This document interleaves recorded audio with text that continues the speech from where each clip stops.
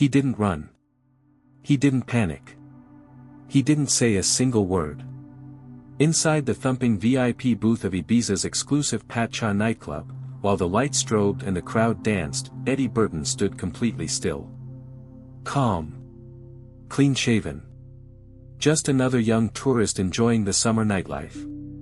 But Spanish police weren't fooled. They walked in with a name and a face, and they found him.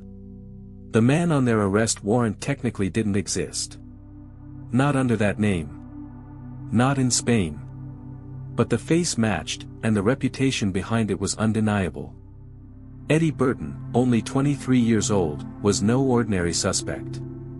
He was the silent architect of a £20 million drug empire that stretched from the streets of Liverpool to the ports of Amsterdam. He wasn't caught red-handed. He didn't drive the trucks. He didn't even touch the drugs. But he ran the whole operation, quietly, remotely, and with precision. His former partner handled UK distribution like a professional logistics company, while Burton directed everything from the shadows. It took months of surveillance, intercepted messages, and a calculated nightclub sting to finally take him down. But before the aliases and the empire, there was just a boy from Liverpool, 10 years old, uniform half done, oversized trainers, carrying plastic bags with no questions asked. He was already in the game. The older boys used him as cover, a small, innocent face that no one would suspect. But Burton wasn't just running errands. He was watching, learning, absorbing everything. By the time he was 13, he could sense trouble before it arrived.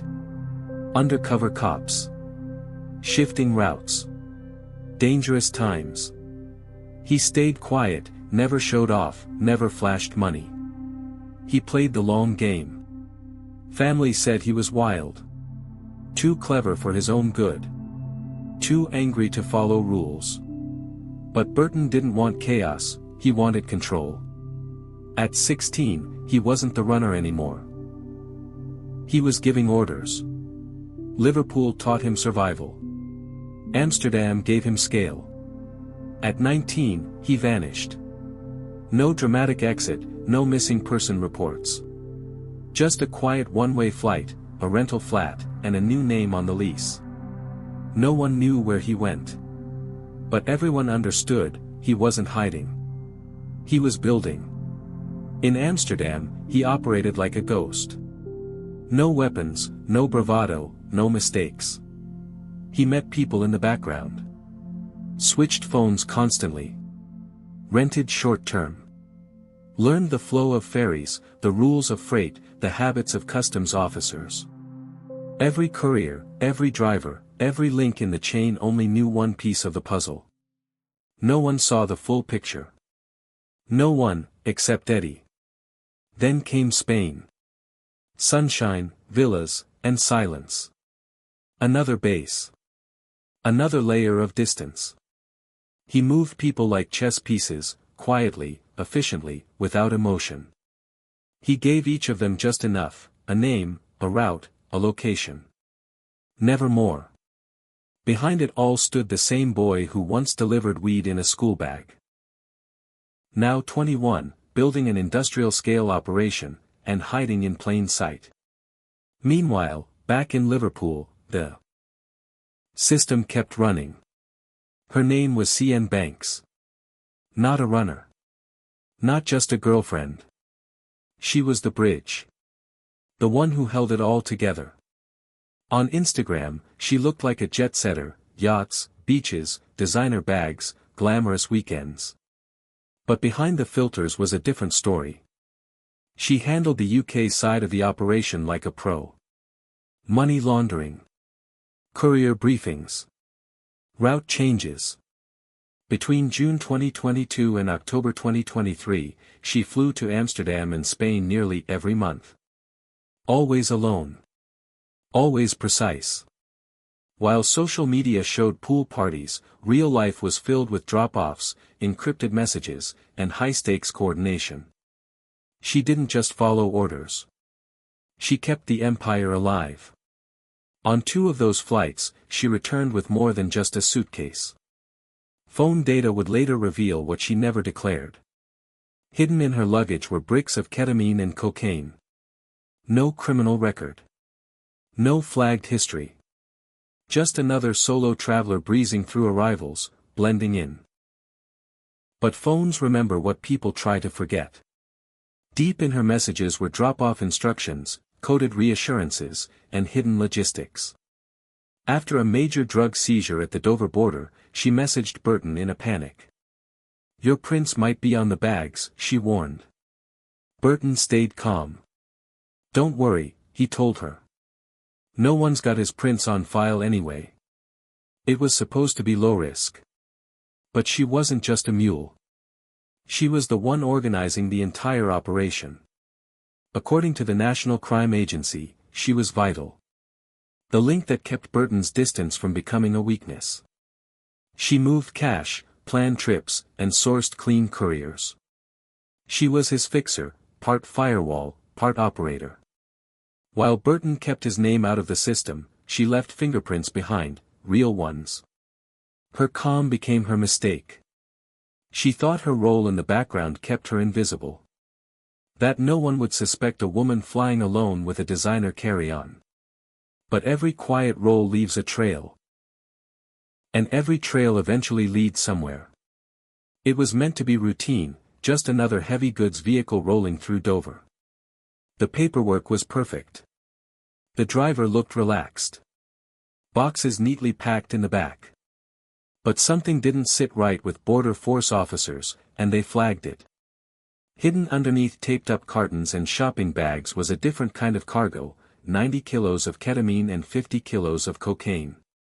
That was July 3, 2022, one shipment, one red flag. Then 6 weeks later, it happened again. A second lorry. A new driver. This time, the concealment was next level, professional, industrial. The drugs were stashed inside a reinforced fuel tank, welded shut and sealed to move unnoticed. Inside that tank, 142 kilos of cocaine and 25 kilos of heroin. In total, the two seizures revealed 307 kilos of drugs with a street value of nearly £20 million. The drivers had no answers. But the packaging told a different story. Forensic teams found fingerprints on the wrapping. One belonged to Eddie Burton. Not from handling the transport, but from helping pack the load. He'd never crossed the border, but his presence did. Another print belonged to C.N. Banks, found on the ketamine bags from the first seizure. The woman who claimed to stay in the background had left a direct trace in the middle of it all. This wasn't just association. This was contact. Both of them had physically touched materials that were supposed to vanish into the system. And when investigators started pulling on that thread, analyzing flight logs, phone extractions, and encrypted chats, the full scale of the operation began to unravel. The drugs were only the surface. The people moving them were harder to catch. They believed their encrypted chats would protect them. No names. No direct calls. Just short-coded messages sent through Signal and WhatsApp. Burner numbers. Fake contact names. Phones wiped clean every few weeks. It was supposed to keep them hidden. But nothing stays hidden once the first red flag triggers a full digital review. Investigators recovered deleted logs. Payment records. Travel documents. Between June 2022 and October 2023, Banks had flown to Amsterdam and Spain nearly every month. Their communications were tight and professional, like two logistics managers handling product lines. Timelines, drop zones, courier swaps. They used vague terms like, the thing, or, the run, but every phrase lined up perfectly with known shipment dates. Even their emojis weren't random. A snowflake for cocaine. A pill for MDMA. It all fit. They thought they deleted the trail. But the phone remembered everything. She wasn't on holiday. She was in the room, before the bags were sealed, before the shipments rolled across borders. Her boarding passes, hotel check-ins, and return flights all lined up with key moments in the operation. Each movement left a digital mark, and investigators matched them, one by one. Encryption gave them confidence, but not immunity. By now, the NCA wasn't chasing rumors or hunches. They had a blueprint. A full timeline. A pattern. A sequence of flights, messages, and movements, and at the center of it all, two names they could no longer ignore. CN Banks wasn't just transporting drugs. She was building the illusion of legitimacy. During the pandemic, when most of the world came to a standstill and borders locked tight, she found her own way through, not just for herself, but for others. Investigators later uncovered a parallel scam she had been running: forged COVID-19 documents, fake PCR test results, edited vaccine records, even fabricated travel exemption letters. At first, it looked like typical pandemic-era fraud. Just another side hustle in a time of chaos. But when compared with her regular flights to Amsterdam and Spain, the truth came into focus: this wasn't just for money. It was a tool. She didn't need fake documents to scam people. She needed them to stay mobile, unnoticed, while everyone else was grounded. On paper, it was a small-time grift. In reality, it was a calculated move, a way to continue operations when the rest of the world paused. There's no proof those forged documents helped smuggle drugs directly. But they helped her move. And in a network built on precision and invisibility, that was enough. The fraud didn't break the case, but it added weight. It proved she wasn't just running product. She was running cover. Meanwhile, the investigation pressed on. After the second lorry was intercepted, Eddie Burton had already vanished. Not gone, relocated. As he had before. He stayed out of the UK. Out of reach. But never out of mind. Investigators kept building the file, aligning shipment records, phone data, CN Banks's travel logs. All signs pointed back to Burton. Not as a courier, not as a partner. As the mastermind, the one behind the curtain, pulling every string.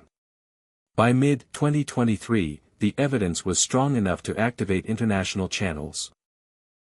The NCA elevated the case to a multi-agency manhunt, coordinated by their joint International Crimes Center and supported by both Dutch and Spanish forces. They didn't know where he would go next, but Ibiza made sense.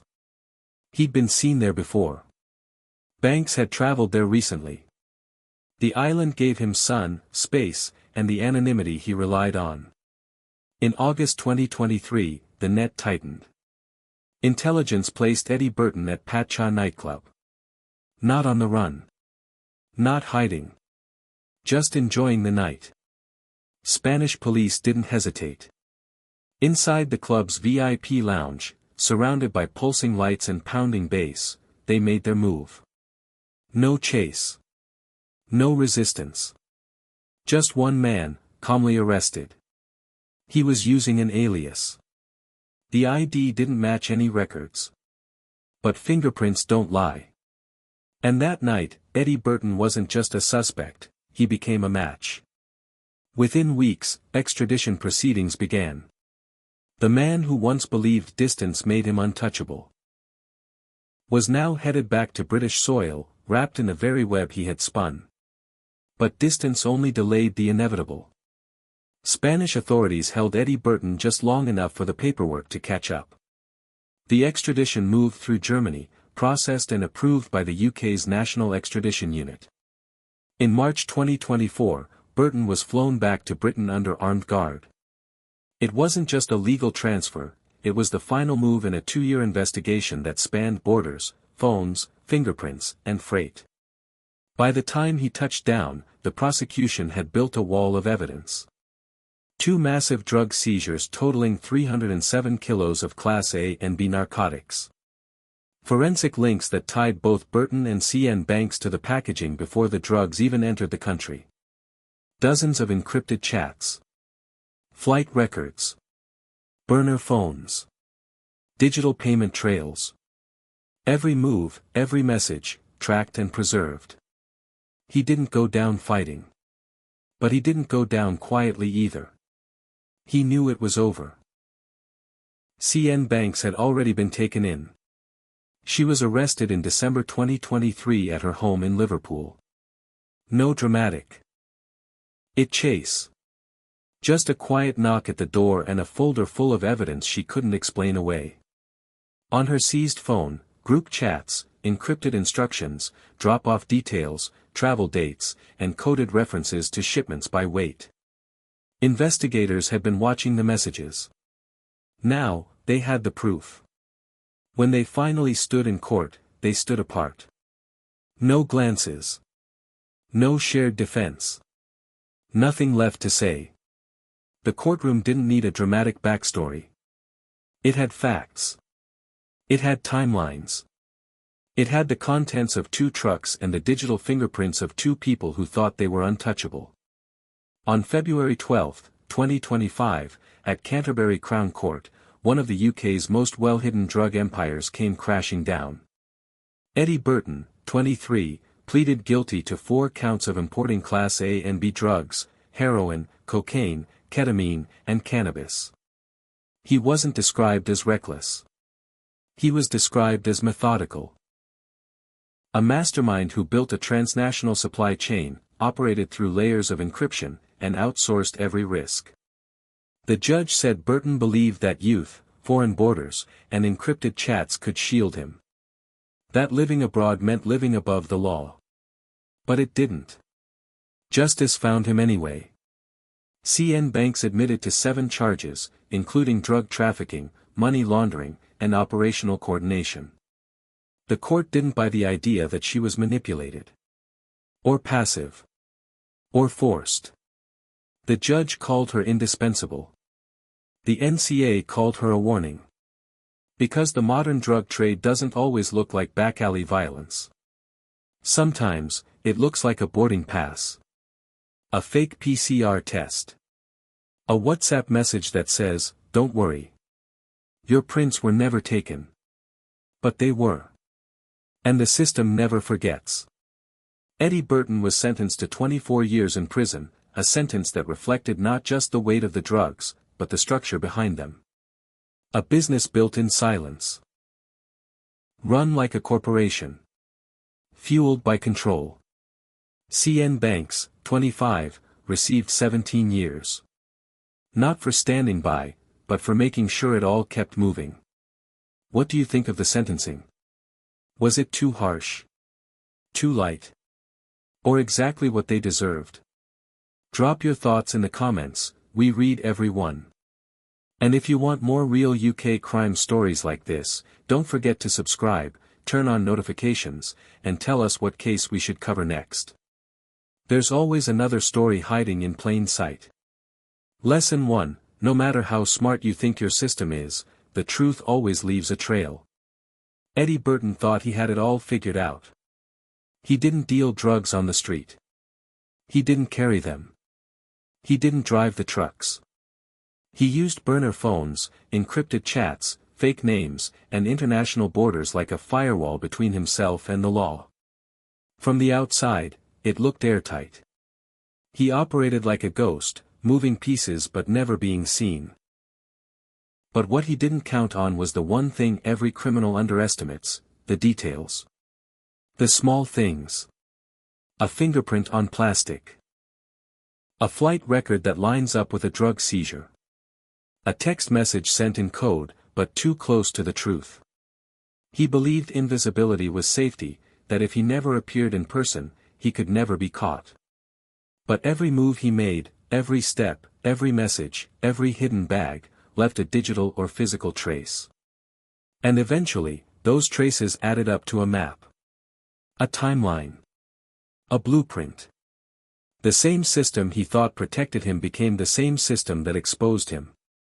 And when the authorities followed the trail, it didn't just lead to the drugs, it led directly to him. This story is a lesson that no matter how clever the operation, the truth has a way of surfacing. There's no such thing as perfect crime. The more you try to hide, the more you leave behind.